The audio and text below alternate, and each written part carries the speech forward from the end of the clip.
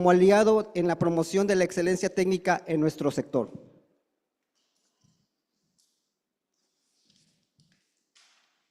Y bueno, tengo ahora también el honor de presentar a la doctora Marwa Satari. Es una líder internacional reconocida en calidad de aire interior, descarbonización y diseño de edificios basados en desempeño, con más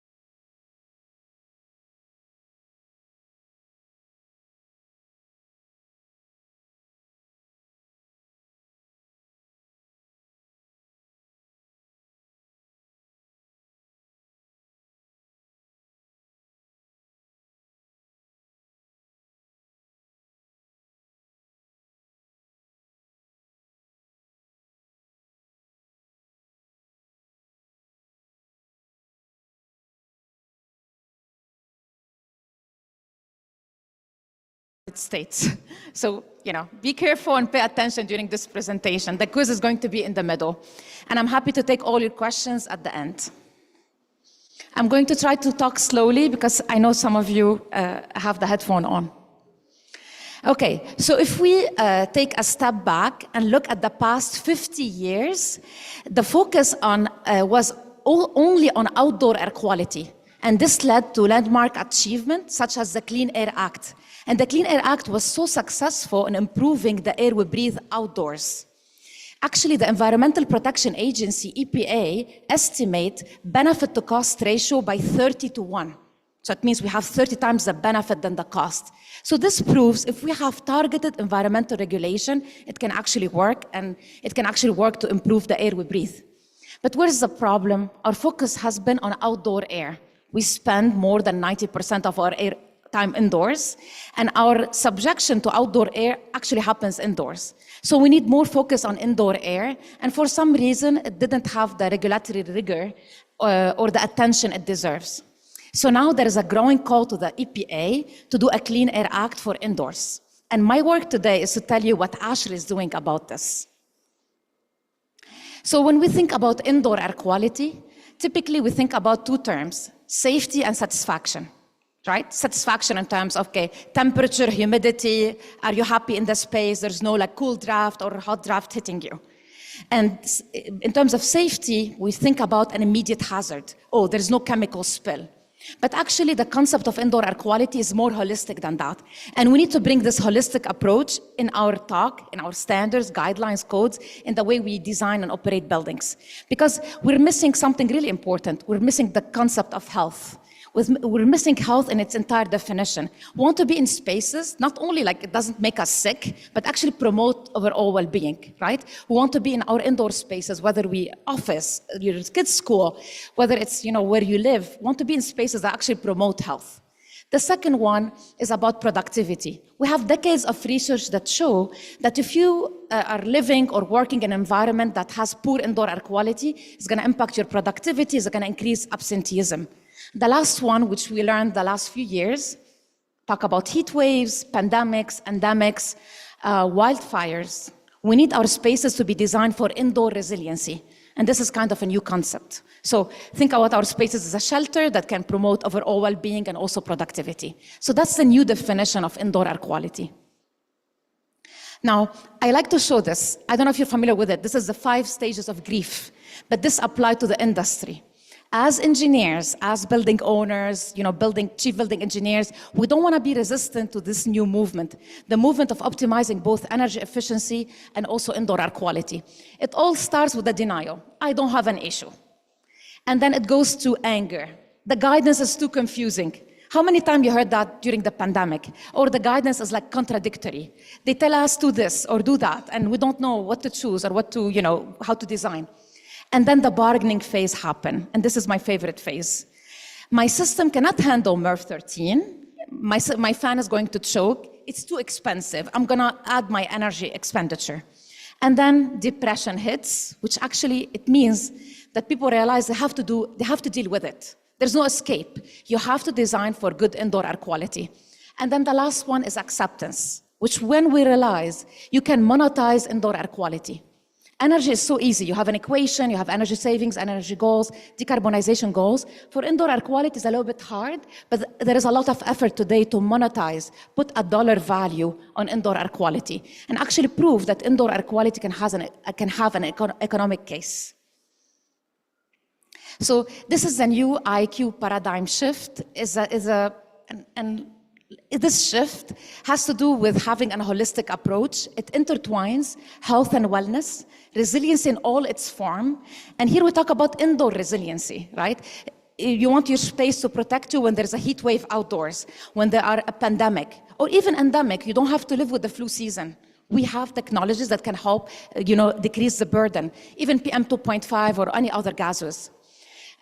Talk about wildfire and any other form of pollution. We know that fresh air is not really fresh. We know that, like here in Monterey, you have PM 2.5 problems, for example, from outdoor air. So how are you going to design your buildings to protect you against high particulate outside? And of course, not to forget sustainability and decarbonization. We want our spaces to be safe, promote overall well-being, but at the same time to be, environmentally responsible and forward-thinking. So that's the new IQ paradigm shift, and it's really important for us to put indoor air quality and energy efficiency at the same level on the design table from the start. So this is, if you don't know, this is ASHRAE current president, Bill McQuaid, and we were so pleased to have him as a president, first because he's amazing, but second because his theme is about healthy buildings. For a long time, we have themes and presidents with energy, decarbonization, workforce, commissioning. This is the first time ever where we have a theme for overall ASHRAE about healthy buildings designing for life. And because of Bill, we're able to push a lot of effort that we've been trying to push for a long, long time. So if you're interested in indoor air quality, now is the time to, look into ASHRAE. And if you're not a member, join ASHRAE. And if you are in ASHRAE, look at committees that has to do with indoor air quality. So I'm pleased to say that in the last conference in the winter, ASHRAE started a center of excellence for indoor environmental quality. I'm the vice chair of this center. And what's nice about it, I don't know if you've heard, but ASHRAE has another center of excellence of decarbonization for a few years now. Doing a center of excellence for indoor environmental quality will put IEQ at the same level of decarbonization. And allow us to put all the effort in one place and to push on different levels, whether standards, guidelines, codes, maybe research projects and publication, and be closer to the public in terms of recommendation. So that's completely new, and we're doing through it a standard for indoor environmental quality, and the call of members is open, so please check the link. And ASHRAE has a long term in terms of working on indoor environmental quality, specifically IAQ, and this is translated into different standards and guidelines. I'm going to tell you about 3 important standards and guidelines I'm personally involved in. The first one is ASHRAE Standard 62.1. The last version is actually 2025. It gets published every 3 years. And this is basically the standard called ventilation and acceptable indoor air quality. It applies to commercial buildings. It doesn't apply to residents. It doesn't apply to hospitals or industries, but anything in between.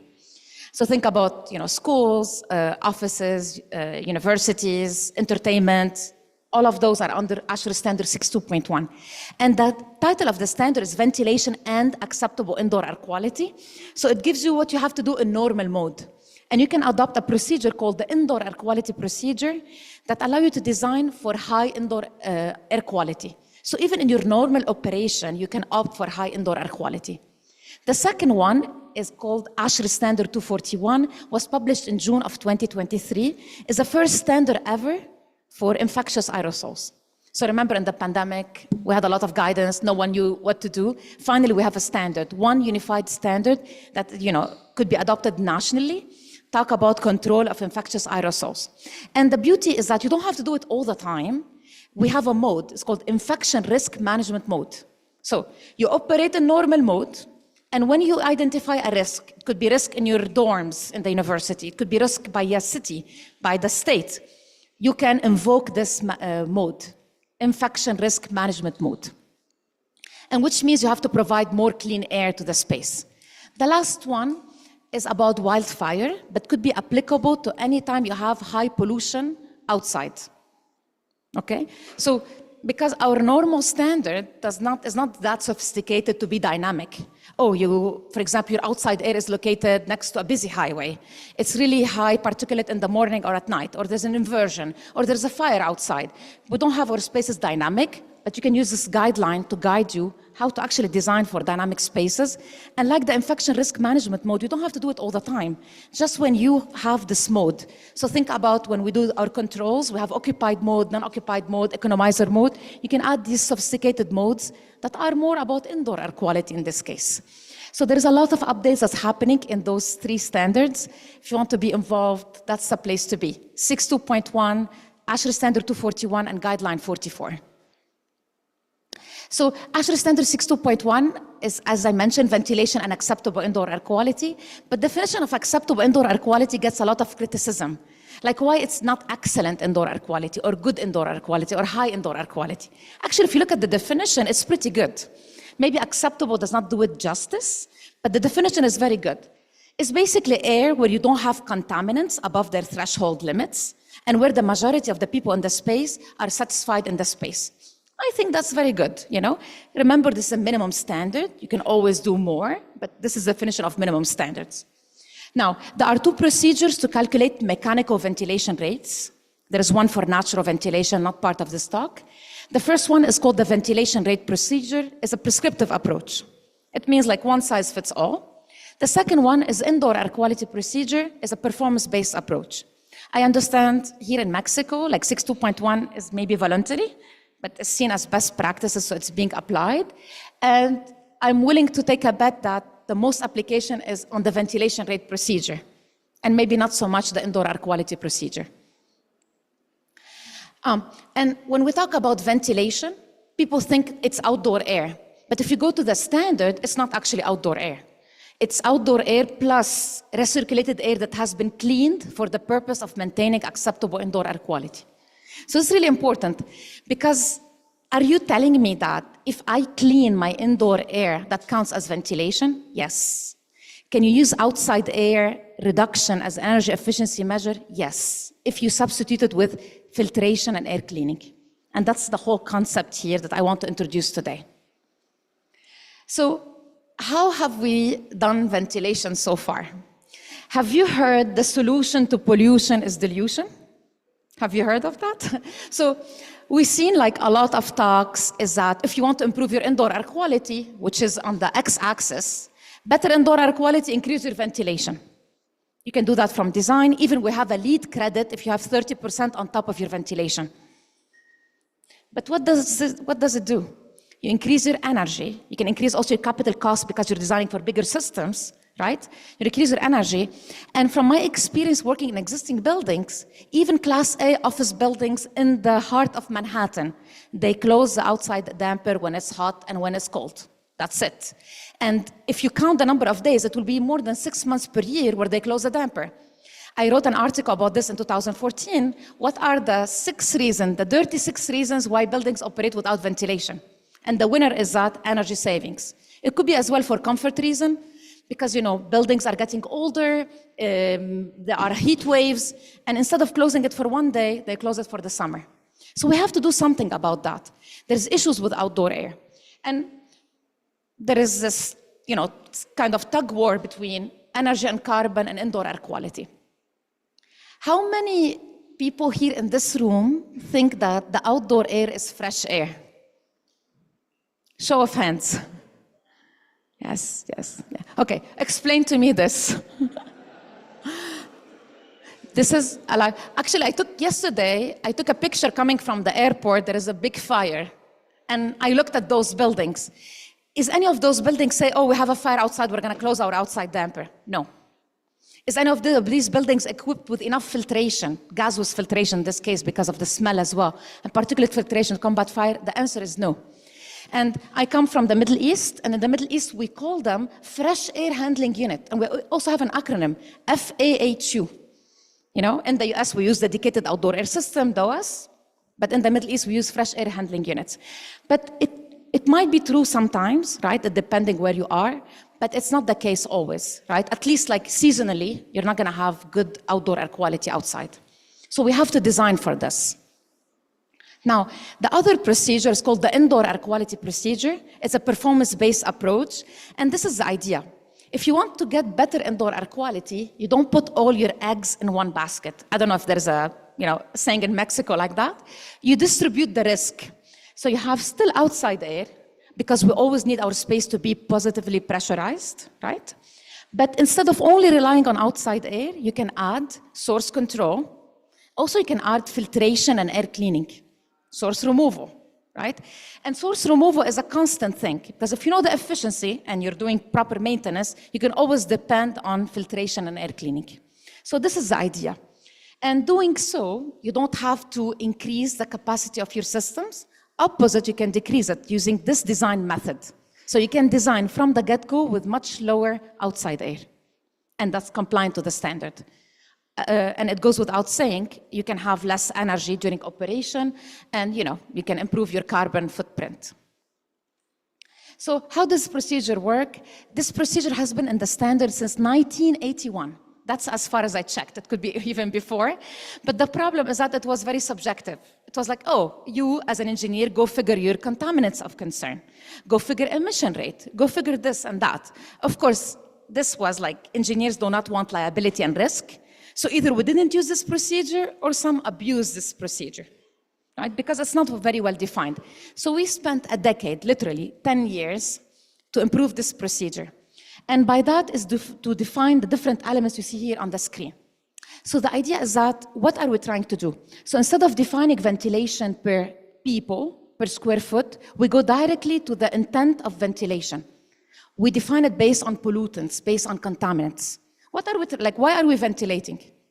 There are certain pollutants that are from people-generated activities, and certain pollutants from buildings, and pollutants brought from outside.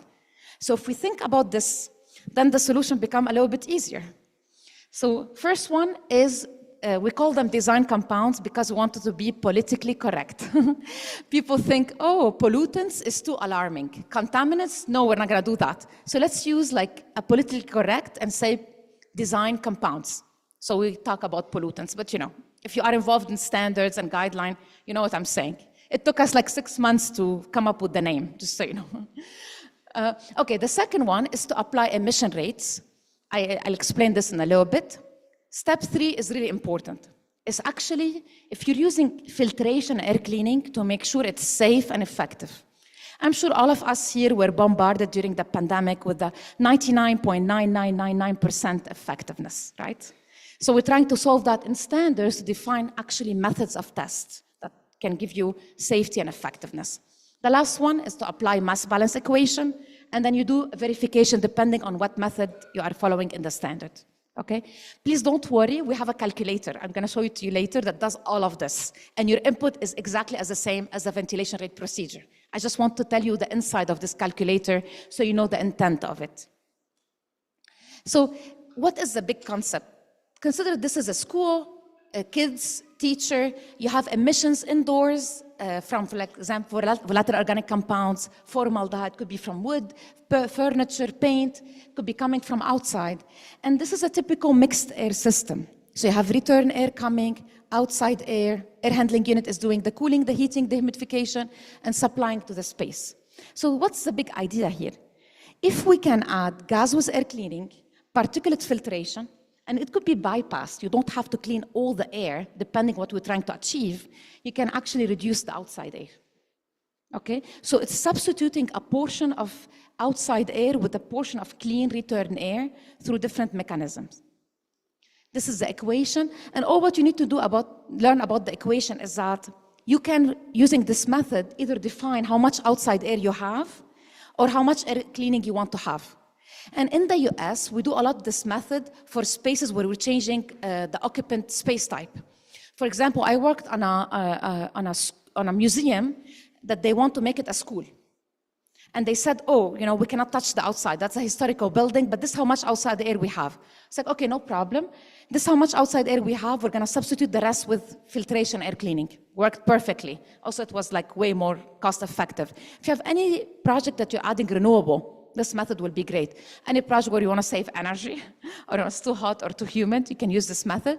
There's also a project I worked on where we increase the number of people. Could be like office turned a call center, or event center, where most of the time, you don't have a lot of occupants, so you don't have to design for like 100% of occupancy all the time. You can use this method.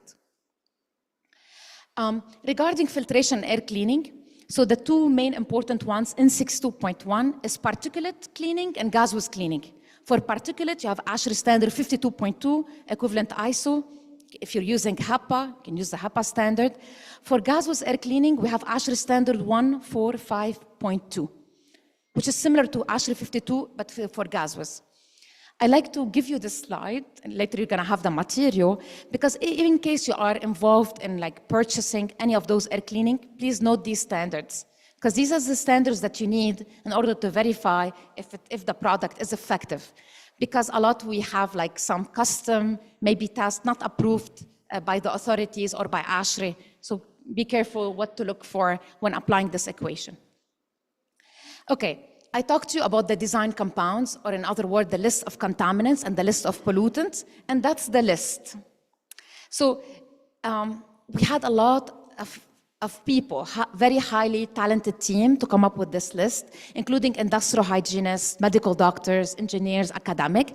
And the idea is that how can we come up with a list that's short and sweet, but at the same time represent the complexity of the indoor environment? Okay. Obviously, we did not want to include every single chemical species in indoor air. We'll end up with thousands. But want to include a list that's like, sufficient in a way that if you control for this list, you'll end up with acceptable indoor air quality. And even we're revising the list now to be even shorter. So we ask the question, is this pollutant found in indoor environment at concentrations relevant to the threshold? Okay.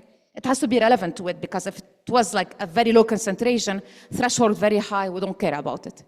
Can we measure it? Does it have an emission rate? Let's have a standard of measurement. And we came up with this list. Now, if you look from down, there is ozone, PM2.5, carbon monoxide, and the rest are a bunch of volatile organic compound. But let me tell you the scoop. Although like you have this, I think it's 14, only 3 matters for the calculation. If you have any space type that does not have unusual contamination, take my word for it, you can design for these 3. So ozone, PM2.5, particulate matter, 2.5 micrometer or less, and then formaldehyde, which is a known cancerogenic. Okay? And to take this one step further, for commercial buildings, if you don't have any indoor source of PM2.5, for example, cooking, or you're cleaning with some substances, if you don't have an ozone generator, it's mainly coming from the outside. Okay? The only indoor pollutant we care about and will mess with the calculation for typical spaces is formaldehyde.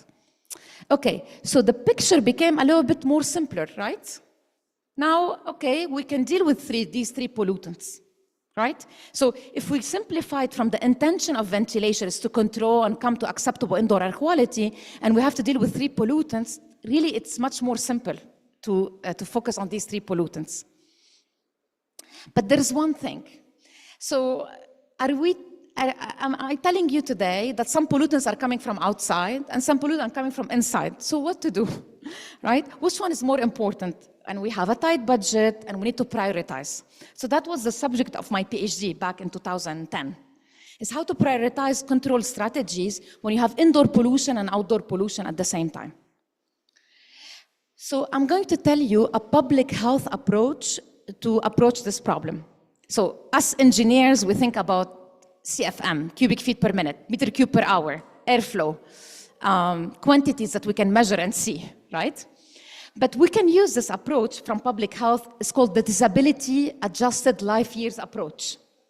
So basically, it's shift the conversation from how much airflow do I need to like how can I protect people, and putting like an actual value on human life. That's very powerful. Because if you use this approach, you can put all the pollutants on the same scale, and you can understand which pollutant contribute the most to the health burden. Okay? So this disability adjusted life years is the sum between years lived with disability and years lived of life lost. So if you have a disease and you're not able to enjoy quality of life, it counts here. If you die early of certain disease, it counts here as well. And there's an explicit calculation to do so. It's not in our domain, we just take the output, but this is something we use in public health. Okay, if we want to take all the list of pollutants I showed you and use this as a disability adjusted life years, how does the picture look like? Ta-da! So the DALI, disability adjusted life year, think about it about harm. The higher the number, the more harmful the substance is, okay? On the x-axis are the different pollutants.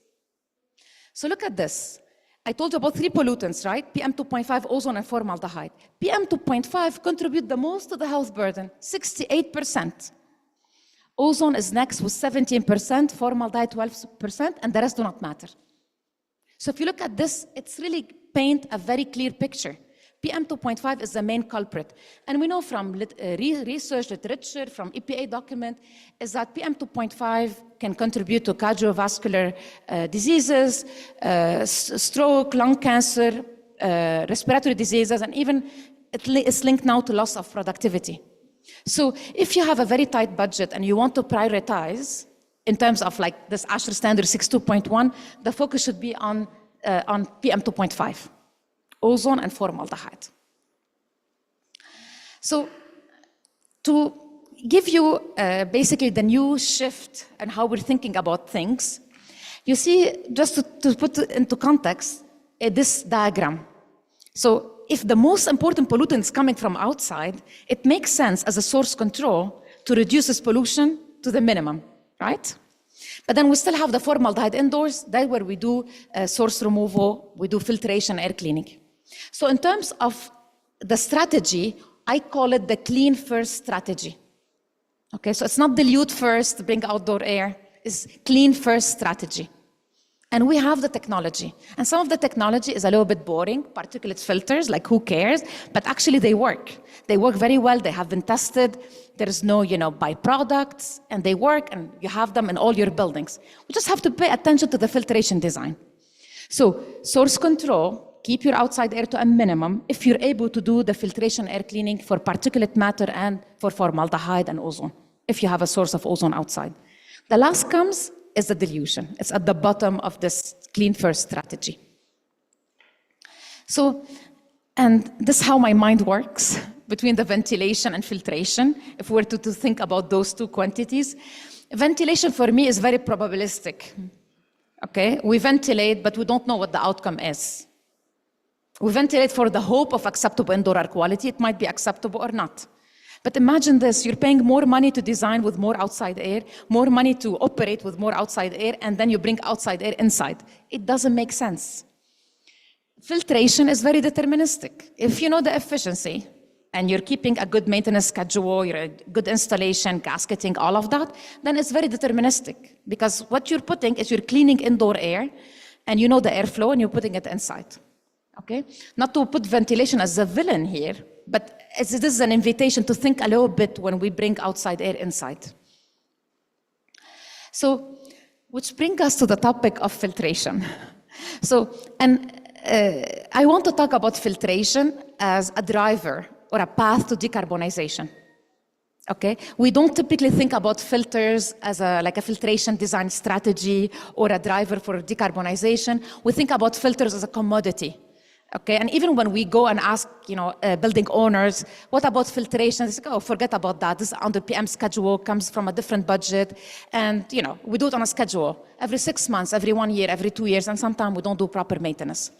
So we need to think a little bit differently and take care of filtration because it can help us to achieve our goals to acceptable indoor air quality with paying very little in energy and much lower in cost than outdoor air. So how does filtration work? Filtration does not work like a sieve. So we heard a lot in the pandemic, for example, that HEPA filters cannot remove less than 0.3 micron. That's a myth. That's not correct.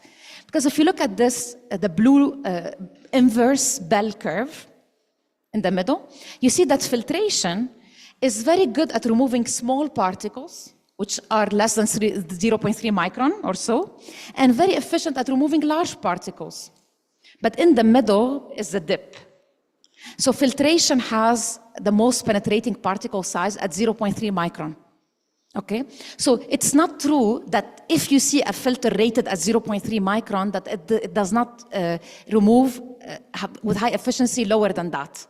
It just means, if you look at this curve, you're going to get the efficiency at 0.3 micron because it's the hardest to remove because of the different, basically, principle of how filtration works. Okay? So if you see better than HEPA, any product have marketing better than HEPA, ignore, move on. Because, HEPA is proven to be 99.9% at least at 0.3 micron, which is the hardest to capture. Okay, it could be better than HEPA in different elements, but not in the capture efficiency. And if you're interested to know about MERV, minimum efficiency rating value from ASHRAE standard 52.2, this is a figure that shows you particle diameter on the x-axis, efficiency on the y-axis, and the different MERV. MERV go from 1 to 16.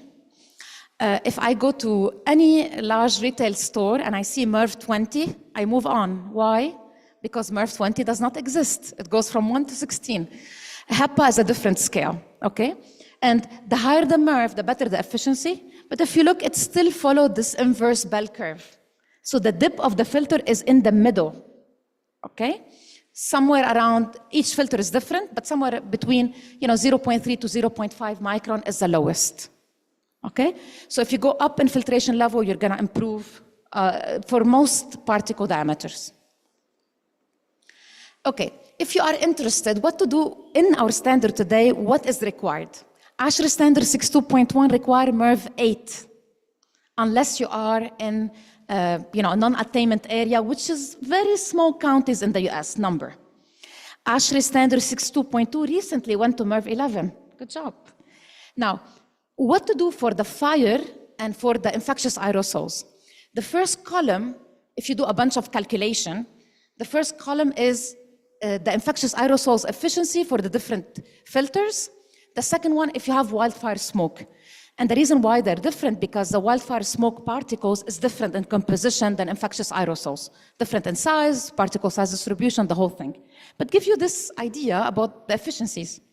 And by the way, MERV 8 gets 0% credit for infectious aerosols because this is a credit that the committee decided to give. Probably have some efficiency. But look at MERV 13.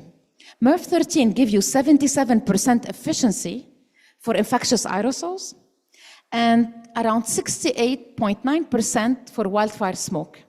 So MERV 13 is seen as a sweet spot where it gives you this high efficiency, but also not so much burden on pressure drop. And from cost, it's more affordable than higher MERV filtration or HEPA. Okay, so keep this in mind. And imagine this. If all your air gets returned through MERV 13, you're cleaning very well, 77% efficiency of all your supply air. So it's very good volume you're moving throughout your air handling unit. And there are a lot of research. I show you this research from my PhD advisor. His name is Jeff Siegel. And you see the picture on the right-hand side. It's a sum of different studies that basically say that filtration can deliver measurable return. Remember when we talk about we can monetize indoor air quality? You can monetize filtration. You can make an economic case for better filtration. Whether it's an economic impact, as the figure shows, the benefit to cost ratio exceeds 10-to-1 and sometimes 50-to-1. So if you put a high efficiency filter, you're going to get 10 times the benefit or even 50 times the benefit.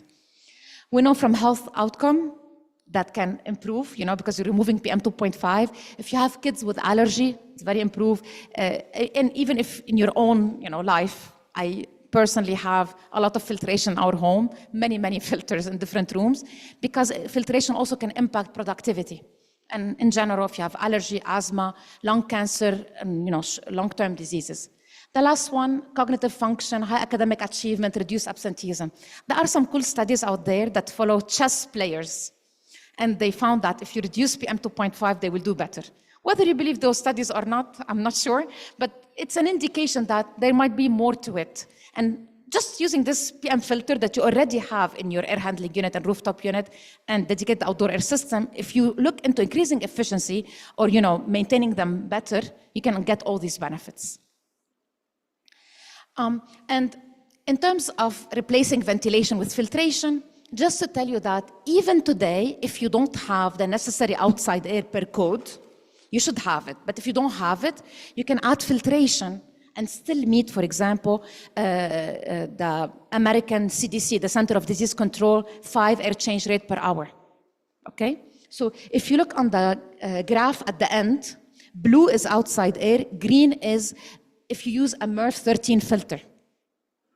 So if you have fourth, so a quarter of the outdoor air, and you add MERV 13, then you're gonna get for this space 6.5 air change rate per hour. That's very good, right? Everyone was saying in the pandemic, 5 to 6 air change rate per hour. You don't even have to improve your ventilation. You can improve your filtration. It's always a good idea to be compliant to code and your space to be positively pressurized, but giving you a solution in case none of the outside air work and in case it's costly. This is a beneficial way to get to 6.5 air change rate per hour. Okay, we come with the questions. Okay, this is my favorite format. It's a myth or fact. So myth is something not true. Fact, it's true. Okay? And for this one, if you know the answer, you're gonna get a very nice box of chocolate from Dayton, Ohio, where I work. It's a factory there, it's amazing. If you don't know about Dayton, Ohio, it's the birth of aviation. Have you heard of the Wright brothers? They started in Dayton, Ohio. So the first question, if I increase filtration efficiency, for example, I go from MERV 8 to MERV 13, this always means that I'm gonna increase the pressure drop. Okay. Is the question clear? Yes? Okay. Who thinks it's a myth? Okay. Okay. Marisa, is it a myth? Myth, okay. Okay, who thinks it's a fact? There's a lot of people who don't have an opinion about this, and that's okay. That's okay. So, it's a myth. Okay? If you increase your filtration efficiency, it doesn't always mean that you have higher pressure drop and your system cannot handle it and you're gonna have more energy. And I have a graph to prove it. This graph has more than 250 filters. Okay? They're all normalized to show the same thing. They're 2-inch filters, pressure drop on the y-axis, MERV on the x-axis. I only have 3, MERV 8, 11, and 13. And if you look at the graph, yes, there is a trend that if you increase in MERV, you're going to increase in pressure drop.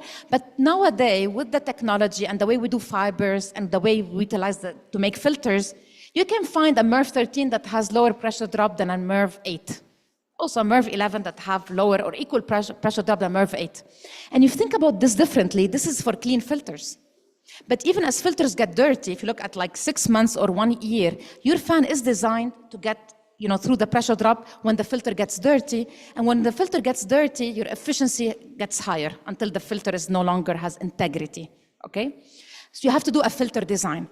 But this is an urge for you. When you design your filters, or if you are in the business of purchasing filters, look at the pressure drop. You can take this figure and put it on the map somewhere here to figure out, what's the point that's gonna work, okay? So this is what we call like a filtration design. Who said that it's a myth here? Okay, you're gonna get the box of chocolate. Okay. Congratulations. No.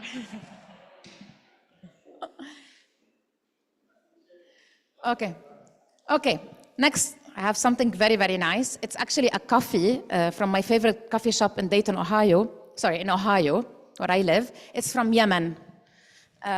It's really nice coffee. But anyway, filters with the same MERV value provide the same filtration against real-world particles.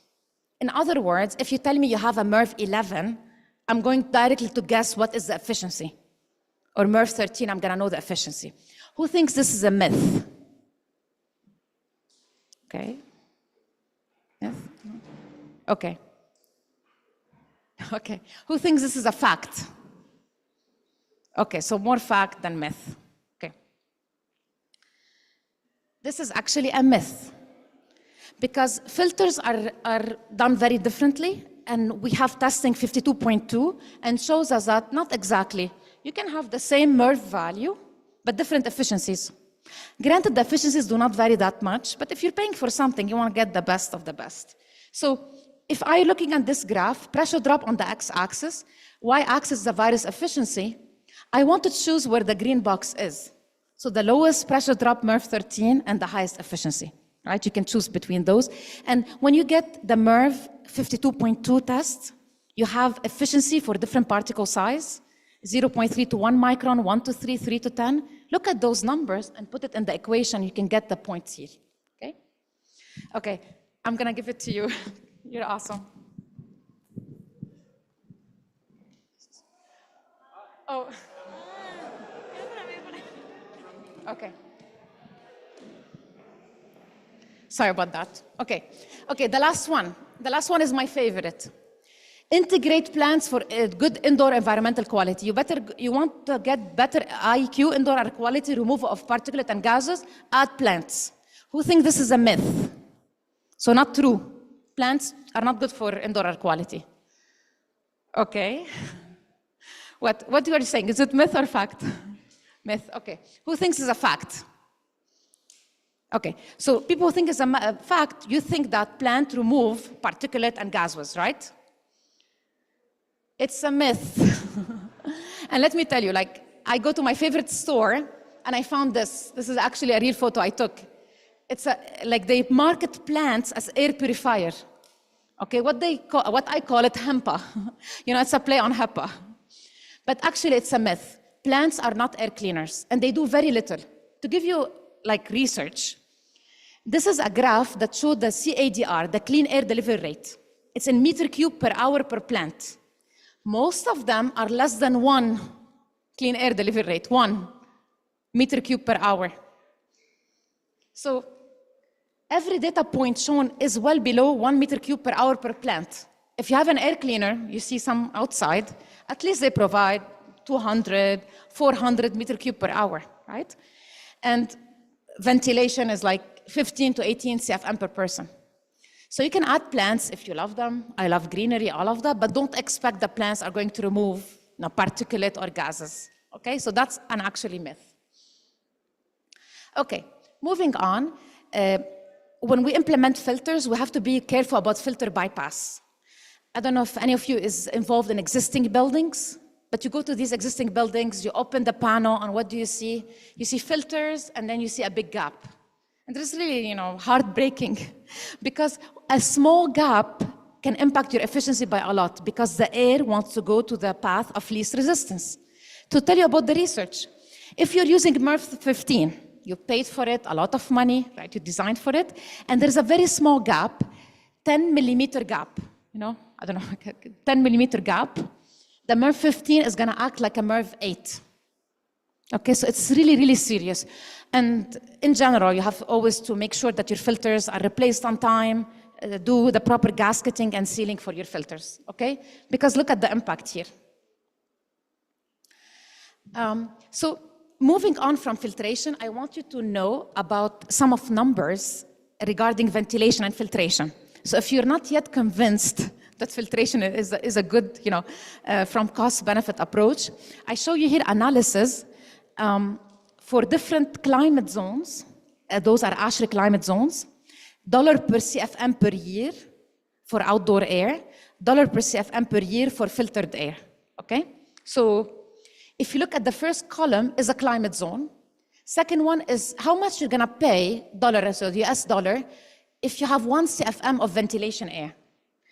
The column next to it, MERV 7, the column next to it, MERV 13.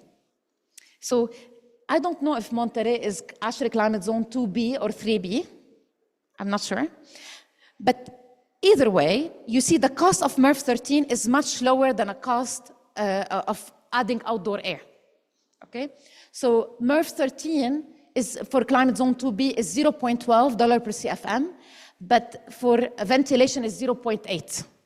Okay, so if you put everything on equal footing and you want to monetize it, filtration is much more cheap than outdoor air because it's climate independent, right? You're only recirculating indoor air. Okay, to show you an example, the difficulty of what we do is that we're trying to deal with indoor pollutants, outdoor pollutants, and this is a normal mode. But what about if I want to comply with ASHRAE standard 241 for infectious aerosols and I have a fire at the same time? Just to put like the design so bad. Actually, this a little bit happened with us in Austin, Texas. It actually snowed one time in Austin, Texas. We lost power, we lost water. But what happened, they asked everyone to go to like the shelters, like warming shelters. And you have this idea that everyone is inside and then the city is polluted. So there's pollution, there is snow, and everyone is together. And it was during the pandemic, it's 2021. So how can I design for this? So we have this study, you'll have the link, feel free to read it. We did this study for different space type, office, classroom, lecture hall, retail, warehouse, using the Department of Energy prototype buildings, okay? I'm gonna show you an example and immediately the results because of time. What you see here is different ventilation strategy and different filtration strategy on the x-axis. On the y-axis is climate zone 1A and energy consumption. So the blue bars are energy, okay? The higher the bar, the higher the energy consumption. And on the x-axis, the different ventilation and filtration strategy. All of those for an office building are compliant to ASHRAE standard 241. So if you apply any of those strategies, you will be good for infectious aerosols, okay? All strategies, they meet ASHRAE standard 241. So example, you can do the prescriptive approach, add 50%, so increase your outside air by 50% and add MERV 11. You'll be compliant to ASHRAE standard 241.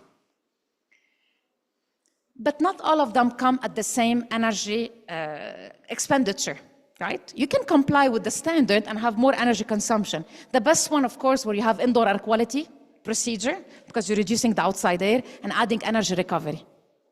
So all of this to say, there's flexibility in design to meeting the same standard.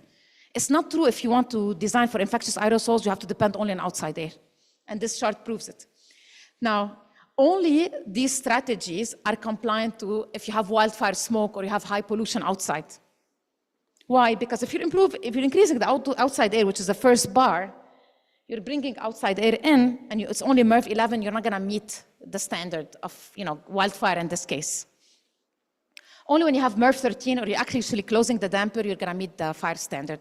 So all of this to say, if you look at this graph and you have the ability to design it, you will go to the end one, the indoor air quality procedure plus certain filtration, because it meets the wildfire, meets ASHRAE standard 241, meets ASHRAE standard 62.1, and has the less energy impact, okay? Depending on your building type, of course, and what you're trying to achieve, you can be somewhere on this graph. Okay, I'm gonna skip this example because of time. You will have it. But let me tell you a little bit about what I hear all the time. It's like, okay, this procedure is so complex. So in June of 2023, ASHRAE has an official calculator independent of the standard.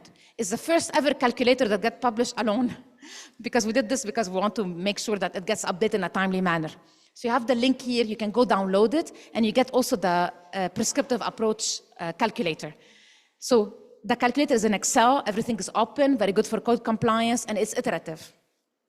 Next, the other thing I always get, what about oxygen? And like if you have less ventilation, CO2 is gonna be high and we're gonna get all sleepy, okay? I decide to prove this is not correct using this graph.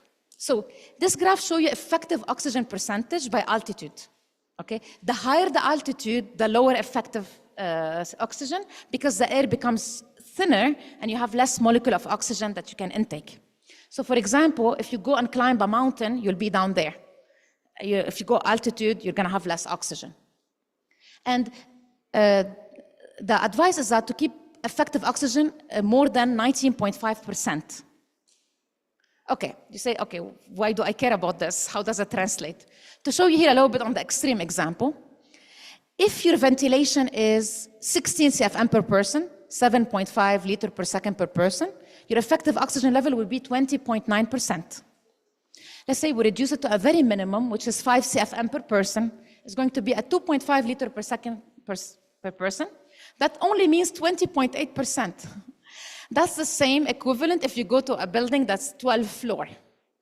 So are you telling me that the office workers that work in a high-rise buildings have less effective oxygen? Yes, if you're getting air from outside. But this is basically, it doesn't matter, oxygen and outdoor air, as long as you don't live in a hermetically sealed building, you'll be okay. It doesn't have an impact on oxygen. What about bioaffluent? This is the last question I get. Bioaffluent, people odor basically. Like if we reduce ventilation, we're gonna have a lot of bioaffluent, the space is not gonna be, well. There is a new research by Paul Wergocki from Technical University of Denmark, he's also an ASHRAE member. And basically what they're able to prove is that if you actually use gas with air cleaning, sorbent in this case, you have ability to remove odors, because odors are low concentration volatile organic compounds. So as long as you're not only closing the outside damper, you're actually substituting with air cleaning, in this case sorbent, gas with air cleaning, you'll be okay. Okay, because also the sorbent remove formaldehyde, ozone, acetaldehyde, also can remove odors. So we're not talking about just closing the outside damper, we're talking about adding air cleaning in this case. So this study show you that gaseous air cleaners were effective in improving air quality even when the concentration of CO2 was higher than 3,000 ppm. If you're interested here in LEED, I don't know if you do LEED certification in Monterrey, but if yes, LEED V5, I participated in a lot of these pilot credits and the updates. The indoor air quality procedure is an optional prerequisite. So you can do the VRP or the IQP.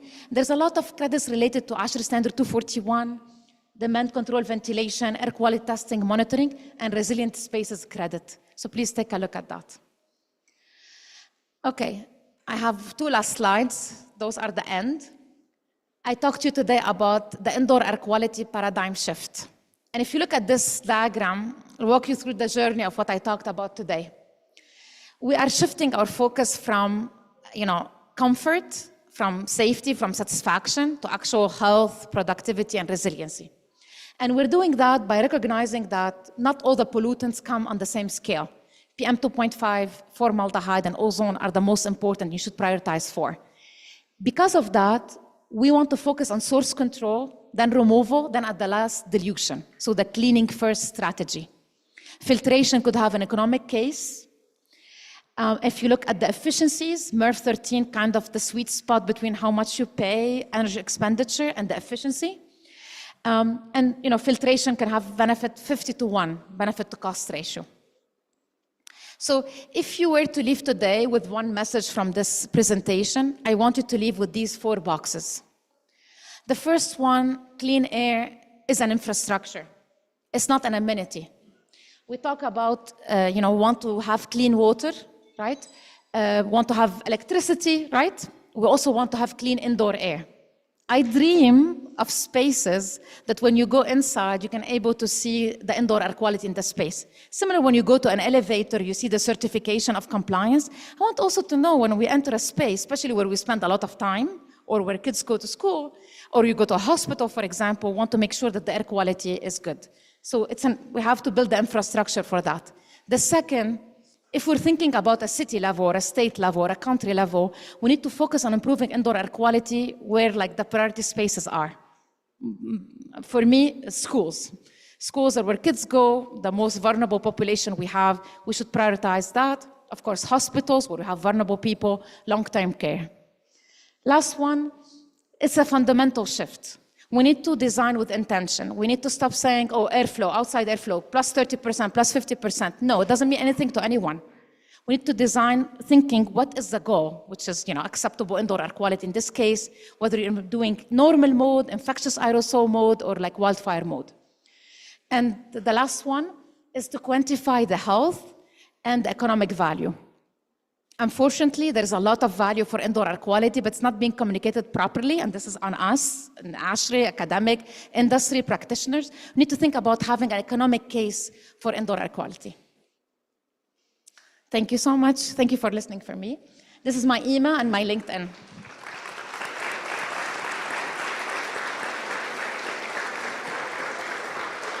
Muchas gracias, doctora Marwa. Muchas gracias por su presentación.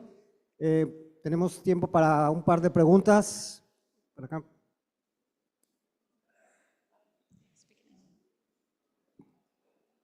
Marwa, thank you very much. Excellent presentation, and also for the box of chocolates.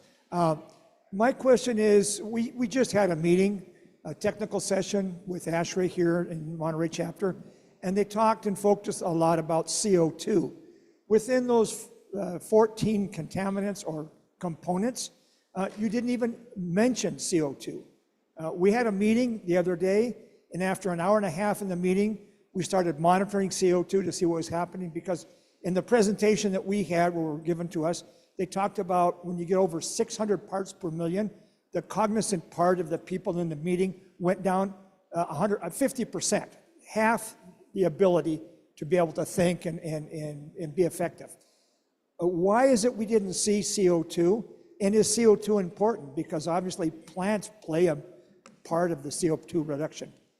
Yeah, thank you so much for this question. So carbon dioxide on purpose is not on the list of contaminants of concern. On purpose, because ASHRAE's position that carbon dioxide is not a pollutant. It's a proxy of human presence, and you can use it through certain calculation to get to if the ventilation is sufficient or not. But CO2 at 600 parts per million does not cause, and this is what ASHRAE, from the ASHRAE position document on CO2, does not cause health concerns. And also, in terms of productivity, there's a lot of research that negate this original Harvard research that happened, I think, in 2015 or 2016. And even, I think Professor Joseph Allen recently, he kind of a little bit smoother on the idea of CO2.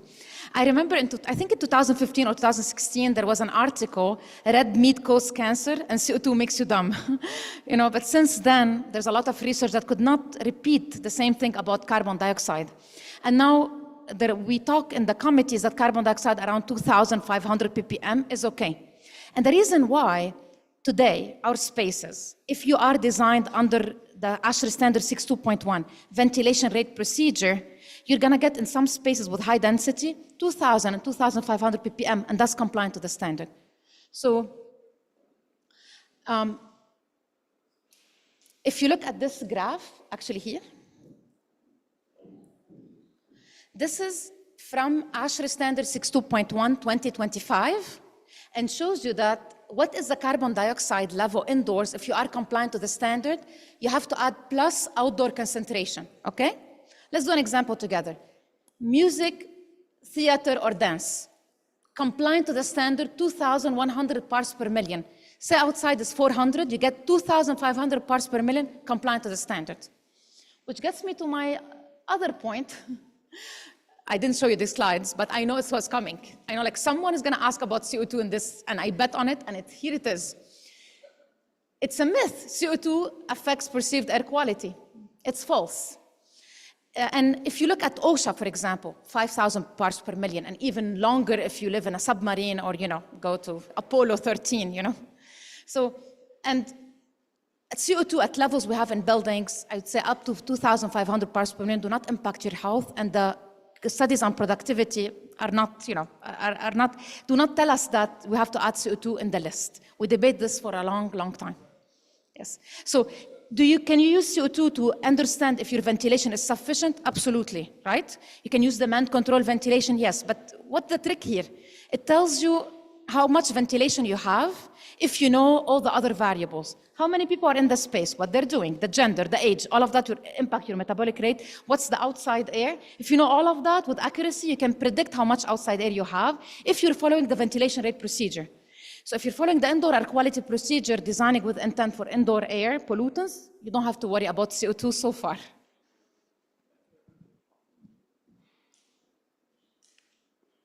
¿Alguna otra participación, pregunta? No. Bueno, muchas gracias. A ver. I would like to add a question. Here in Mexico, like in the US, we have a measles outbreak. What would you recommend for everyone here to install in their facilities or wherever they live or work to mitigate measles? Because we know it's highly transmissible and death rate without that. Thank you, Paula. So let me answer the question in general, okay, not to be specific about like a specific virus. So we need to make our space ready for a pandemic or endemic, right? Like even the flu, like something very simple that we kind of accept as, oh, just a flu season.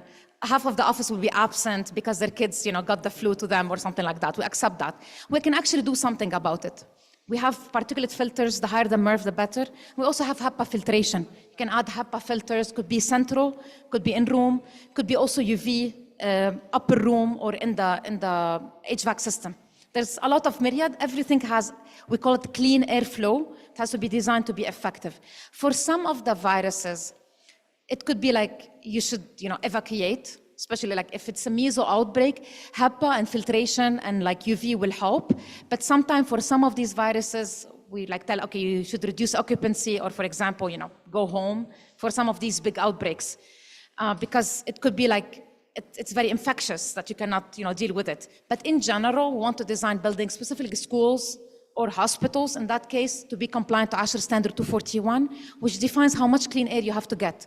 And we call it clean air, not outdoor air on purpose, because really we don't care where the clean air is coming from. Could be like in the room, could be like on the wall, ceiling, from the HVAC system, as long as you like buy it and put it back. So we know that the effective technologies that work are filtration, MERV or HEPA, and also UV is properly designed, it works, you have to take care of some safety aspect in that. Thank you, Paula. ¿Alguna otra pregunta? Pueden hacer la pregunta en español y la doctora tendrá traducción, ¿verdad? Ok, exacto. Igual y ahorita vamos a tener unos minutos de break, pueden acercarse en nuestra parte de networking, ¿verdad? Con la doctora. Pues vamos a proceder a la entrega de reconocimientos.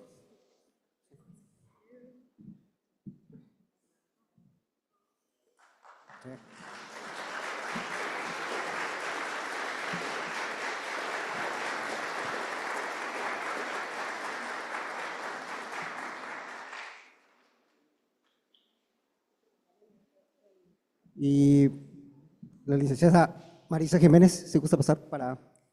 A ver, pase.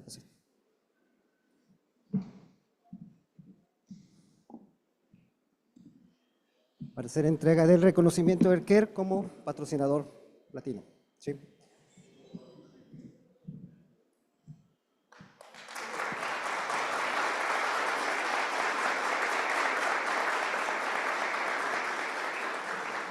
Gracias. Bueno, vamos a tener 20 minutos de break, ¿verdad? Y networking, si gustan pasar, por favor, a la sala. Y a las 11:20 regresamos.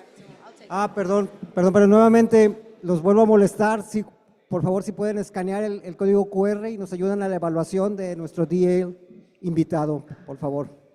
Sí.